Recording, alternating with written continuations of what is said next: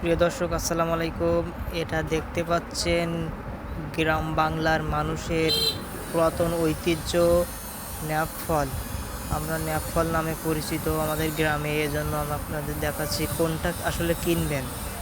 এটা অনেক সুন্দর ন্যাপ ফল।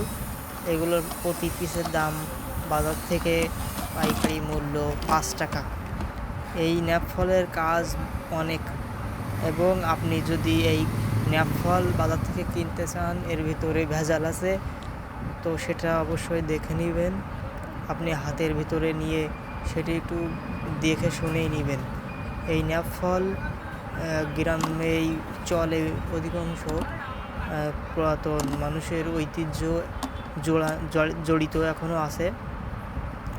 এই ন্যাপ ফলের কাজ হলো দুর্গন্ধ জায়গাকে সুগন্ধ ছড়ানো।